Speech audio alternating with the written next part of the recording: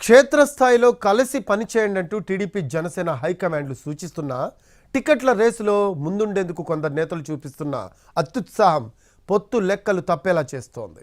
ఏలూరు జిల్లాలోని ఉంగుటూరు నియోజకవర్గంలో ఇప్పుడు ఇదే పరిస్థితి.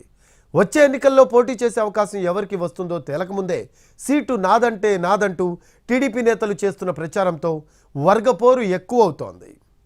ఉమ్మడి పశ్చిమ గోదావరి జిల్లాలోని ఉంగుటూరులో టీడీపీ జనసేన పార్టీల మధ్య రాజకీయ కాక రెట్టింపు అవుతోంది. పొత్తుల్లో ఎవరికి టికెట్ వస్తుందో ఇంకా క్లారిటీ రాకపోవడంతో నేతలు 1000 కళ్లతో ఎదురు చూస్తున్నారు. వాస్తవానికి ఉంగుటూరు అసెంబ్లీ సెగ్మెంట్లో కాపు ఓటర్లదే హవా. అయితే టీడీపీ నుంచి కమ్మ సామాజిక వర్గానికి చెందిన మాజీ ఎమ్మెల్యే గన్ని వీరాంజనేయులు వచ్చే ఎన్నికల్లో పోటీ చేసేందుకు ఆశగా ఎదురు చూస్తున్నారు. జనసేన నుంచి క్షత్రియ సామాజిక వర్గానికి చెందిన పచ్చమట్ల ధర్మరాజు పోటీకి సై అంటే సై అంటున్నారు. ఈ ఇద్దరు ఇప్పుడు ఆధారపడింది నియోజకవర్గంలో మెజార్టీ ఓటర్లైన కాపు సామాజిక వర్గంపైనే.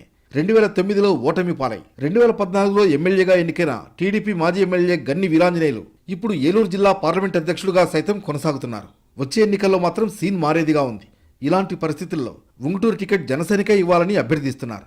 రాష్ట్రంలో క్షత్రియ సామాజిక వర్గానికి సీటు ఇవ్వాల్సి వస్తే అది ఒక్క ఉంగుటూరు మాత్రమే.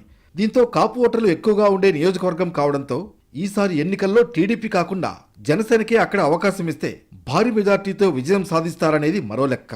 పొత్తుల లెక్కలు తేలకపోవడం, సీట్ల పంచాయతీ ఇంకా ఫైనల్ కాలేదు. ఇది ఉంగుటూరులో కమ్మ వర్సెస్ క్షత్రియ అన్నట్లుగా పరిస్థితి మారింది. వీరిద్దరిలో కీలకమైన సామాజిక వర్గం ఎవరికి కాపు కాస్తుందో అనేది సస్పెన్స్. గతంలో లోకేష్కు దగ్గరగా ఉన్న నేతలు దూరం అంటున్నారు. క్షత్రియ సామాజిక వర్గానికి సీటు కేటాయించడం ద్వారా అన్ని సామాజిక వర్గాలకు తగిన ప్రాధాన్యత ఇచ్చినట్లవుతుందని జనసేన సైతం భావిస్తోంది. టీడీపీ కమ్మ అభ్యర్థి కంటే జనసేన అభ్యర్థికి ఓటింగ్ శాతం పెరుగుతుందనే విశ్లేషణలు సాగుతున్నాయి. దీంతో నియోజకవర్గంలో టీడీపీ జనసేనల మధ్య పైకి కనిపించని కోల్డ్ వార్ మొదలైంది. ఉమ్మడి పశ్చిమ గోదావరి జిల్లాలో ఉంగుటూరు తరహాలో దాదాపుగా అన్ని నియోజకవర్గాల్లోనూ ఇదే పరిస్థితి కొనసాగుతోంది. ఫైనల్ గా ఏ పార్టీ అభ్యర్థి బరిలో ఉండబోతున్నారనేది ఇరు పార్టీల నుంచి ఉమ్మడి జాబితా విడుదల కావాల్సి ఉంది.